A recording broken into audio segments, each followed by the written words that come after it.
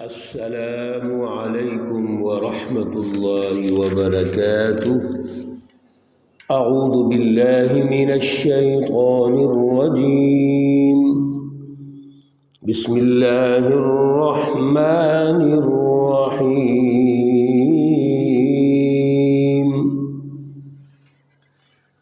لہم البشریٰ فی الحیاۃ الدنیا وفی الآخرہ لا تبدیل لکلمات اللہ ذلک هو الفوز العظیم۔ صدق اللہ العلی العظیم۔ اللہم صلی علی سیدنا ومولانا محمد النبی الأمی وعلى آلہ وأصحابہ وبارک وسلم وصلی علیہ۔ معزز سامعین و سامعات، آج جو آیات مقدسہ ہم پڑھ رہے ہیں، آیت مقدسہ نمبر 64، 65 اور 66 ہے، سورہ یونس ہے، پارہ نمبر 11 ہے۔ اللہ رب العزت ان آیات مقدسہ کی روح کو سمجھنے کی اور صلاحیت پیدا کر کے عمل کرنے کی توفیق عطا فرمائے۔ گزشتہ درس میں اللہ رب العزت نے اولیاء اللہ کی خود تعریف فرمائی کہ اولیاء اللہ کس کو کہتے ہیں، اور پھر اولیاء اللہ دنیا و آخرت دونوں جہانوں میں کامیاب ہوتے ہیں۔ اللہ رب العزت ماشاءاللہ مسلسل اولیاء اللہ، جس کا معنی اللہ کی جماعت، اللہ کے دوست، جس کو ہم حزب اللہ کے عنوان سے مسلسل پڑھ رہے ہیں، یہ حزب اللہ اور اولیاء اللہ دنیا اور آخرت دونوں جہانوں میں کامیاب ہوتے ہیں۔ اللہ رب العزت یہ چاہتے ہیں کہ دنیا کے اندر اللہ کی رٹ کو قائم کر کے انبیاء علیہم الصلاۃ والسلام اور حضور اکرم صلی اللہ علیہ وسلم کی سچی رہنمائی انسانیت تک پہنچائی جائے، اور ہر قسم کا ظلم، غلامی، بد امنی، بے یقینی اور وہ صورتحال جس سے فساد فی الارض پیدا ہو، انتشار اور سوسائٹیوں اور سماج کے اندر مسائل پیدا ہوں، اس کو روکا جائے۔ اللہ رب العزت ایسی جماعت کے ذریعے سے، حزب اللہ اور اولیاء اللہ کے ذریعے سے دنیا کے اندر اس طرح کا سسٹم قائم کر کے ان کو دنیا میں بھی کامیاب کرنا چاہتے ہیں اور آخرت میں بھی کامیاب دیکھنا چاہتے ہیں۔ اللہ رب العزت نے اولیاء اللہ کی تعریف یہ فرمائی کہ لا خوف علیہم ولا هم یحزنون، ان کو دنیا اور آخرت میں کسی قسم کا کوئی خوف اور غم نہیں ہے۔ آج آیت مقدسہ نمبر 64 میں اللہ رب العزت پھر ان کے لیے بشارتیں اور خوشخبریاں سنا رہے ہیں۔ لہم البشریٰ فی الحیاۃ الدنیا وفی الآخرہ، ان کے لیے خوشخبری ہے دنیا کی زندگی میں بھی اور آخرت میں بھی۔ جب بھی دنیا کا لفظ آتا ہے تو ہمارے ہاں بعض خیالات یہ پائے جاتے ہیں کہ یہ تو صرف دنیا کافروں کے لیے ہے، دنیا منکرین کے لیے ہے، مومنوں کے لیے صرف آخرت ہے۔ اللہ رب العزت نے خود نصوص قطعیہ سے اس کی مذمت فرمائی ہے۔ کوئی بھی اللہ رب العزت مومنوں کی کامیابی جہاں بھی ذکر فرمائیں گے، دنیا اور آخرت دونوں جہانوں کی کامیابی کا ذکر فرماتے ہیں۔ ہم ایک بڑی مشہور دعا ہے، اس میں بھی دنیا اور آخرت دونوں کی بھلائیاں مانگتے ہیں۔ ربنا آتنا فی الدنیا حسنہ وفی الآخرۃ حسنہ وقنا عذاب النار، یہ سورۃ البقرہ کی اور دوسرے پارے کی آیت مقدسہ ہے اور بڑی خوبصورت معروف دعا ہے۔ یہاں بھی اللہ رب العزت نے جو ہمیں رہنمائی ارشاد فرمائی، دنیا کی بھلائی بھی ہے اور آخرت کی بھلائی بھی ہے۔ اب آپ خود غور کیجئے، دنیا کی بھلائی آخر کیا ہے؟ دنیا کی بھلائی میں سب سے مقدم ہے اللہ کی غلامی، اللہ رب العزت کی اطاعت و فرما برداری اور رسول اللہ صلی اللہ علیہ وسلم کی اطاعت۔ یہ پہلا قدم ہے، یہ مقدم ہے۔ دوسری دنیا کی بھلائی کیا ہے؟ خوشحالی ہو، امن ہو، دنیا جنت کا گہوارہ بن جائے، عدل اور مساوات ہو، رواداری ہو، اخوت اور بھائی چارہ ہو۔ یہ دنیا کی بھلائیاں ہیں کہ ہمیں ایک فیملی سے لے کر ایک محلہ، ایک شہر، ایک ملک، پوری قوم وہ جنت کے گہوارے میں رہتی ہو، امن اور سکون میں رہتی ہو، خوشحالی کی زندگی بسر کرتی ہو، جدید ایجادات اور سائنس اور ٹیکنالوجی کی امام اور لیڈر ہو۔ یہ دنیا کی بھلائیاں ہیں۔ اور آخرت کی بھلائی کیا ہوتی ہے؟ کہ جس نے دنیا میں جد و جہد کی، اللہ رب العزت کے لیے اپنا تن من دھن سب کچھ قربان کر دیا، وہ جب دنیا سے اگلی زندگی میں جائیں گے تو وہ ترقیاں پائیں گے، اللہ رب العزت ان کا استقبال کریں گے اور ان کو جنت الفردوس جیسا اعلیٰ مقام ملے گا۔ اب اللہ رب العزت فرماتے ہیں ان کے لیے دنیا کی زندگی میں خوشخبریاں ہیں۔ اسی طرح قرآن پاک میں اللہ رب العزت نے ایک اور جگہ فرمایا، ابشروا بالجنت التی کنتم توعدون، ان کو اس جنت کی خوشخبری سنا دو جن کا ان کے ساتھ وعدہ کیا گیا ہے۔ اب یہ دنیا کی جو خوشخبری ہے دنیا کی زندگی میں، اصل میں یہ کامیابیوں کی شکل میں ہے کہ مومن جماعت حزب اللہ دنیا میں کامیاب ہوگی۔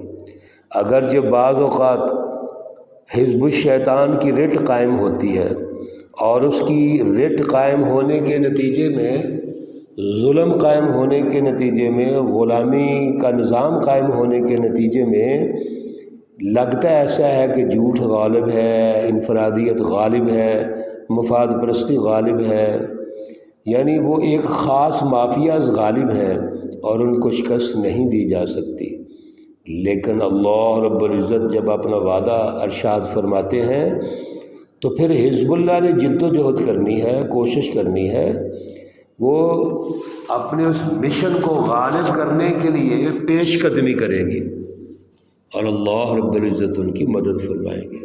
چنانچہ پچھلے انبیاء علیہم السلام کی سیرت میں ہم نے ان دروس میں یہ گفتگو کی تھی کہ اللہ رب العزت نے انبیاء کو کامیاب کیا، اس دور کے فراعین کو اللہ نے ناکام بنایا، نمرود کو ناکام بنایا، ابو جہل جو مکۃ المکرمہ کا فرعون تھا وہ ناکام ہوا، کیسر و کسریٰ جو دنیا کے فراعین تھے وہ ناکام ہو گئے۔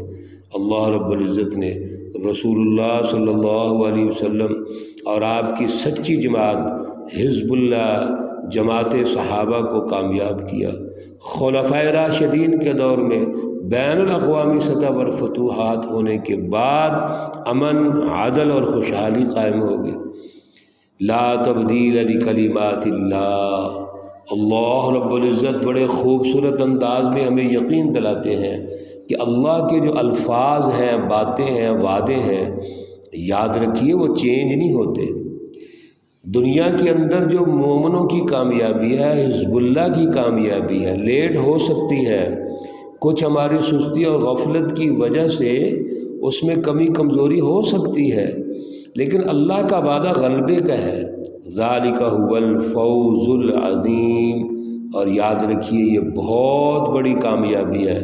جب اللہ ہمیں کامیاب دیکھنا چاہتے ہیں، ہماری مدد کرنا چاہتے ہیں، اللہ رب العزت نے صراط مستقیم دیا، صراط مستقیم کے غلبے کے لیے جد و جہد کی ہمیں صلاحیت عطا فرمائی، اور ہم نے جد و جہد کی، نبی علیہ الصلوۃ والسلام نے فرمائی جد و جہد، صحابہ نے کی اور کامیابی ہوئی۔ تو آج کے دور میں کامیابی کیسے نہیں ہو سکتی؟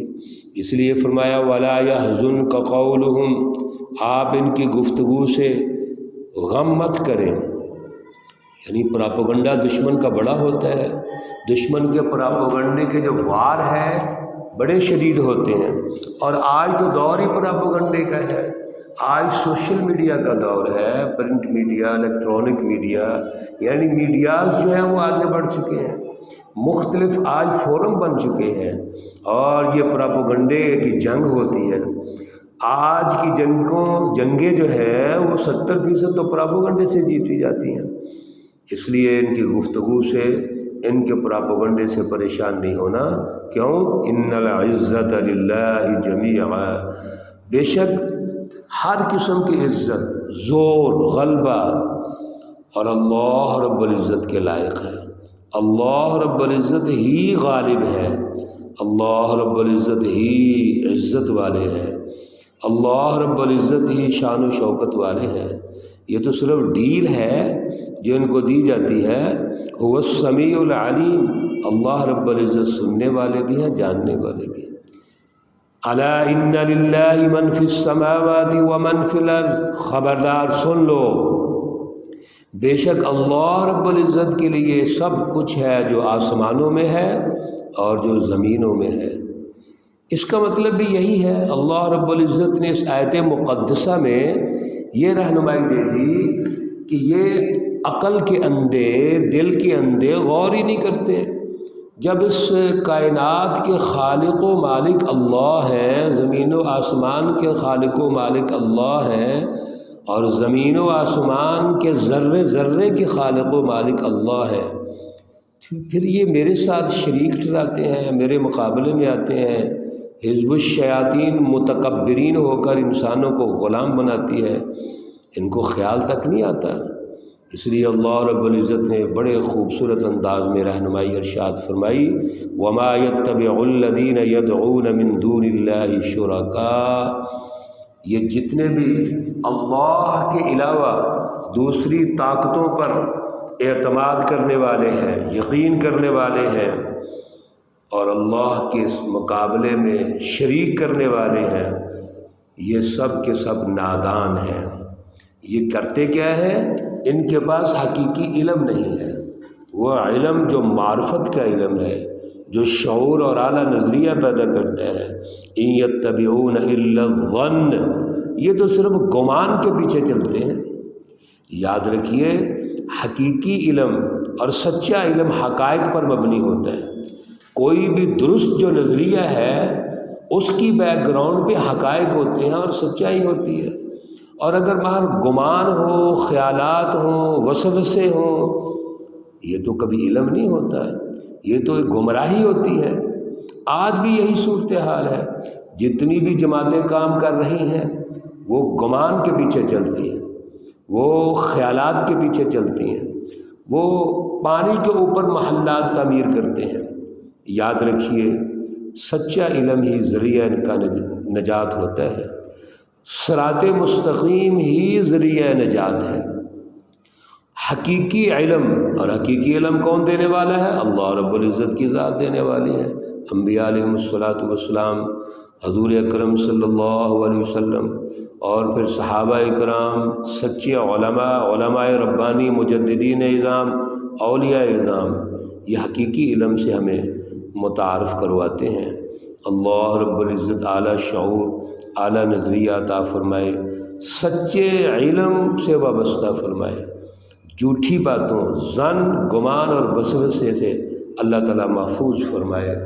اللہ رب العزت تمام مرحومین و مرحومات کو جنت الفردوس میں اعلیٰ مقام عطا فرمائے۔ اللہ رب العزت تمام بیماروں کو شفائے کاملہ عاجلہ مستمرہ عطا فرمائے۔ رمضان المبارک کا آغاز ہو چکا ہے، آج پہلا روزہ ہے۔ اس رمضان کی برکت سے اللہ رب العزت ہمیں توبہ کی توفیق عطا فرمائے۔ اپنے گناہوں کی بخشش اللہ سے مانگو، بار بار اس مبارک مہینے میں اللہ سے دعا کرو، اور توبہ کرو اور سچی توبہ کرو، اللہ ضرور قبول فرمائیں گے۔ اللہ تعالی ہم سب کی توبہ کو قبول فرمائے، ہمارے گناہوں کو معاف فرمائے، ہمارے مسائل کو حل فرمائے۔ ربنا تقبل منا انک انت السمیع العلیم وتب علینا انک انت التواب الرحیم، وصلی اللہ تعالی علی النبی الامی محمد وعلی آلہ واصحابہ اجمعین برحمتک یا ارحم الراحمین۔ السلام علیکم ورحمۃ اللہ وبرکاتہ۔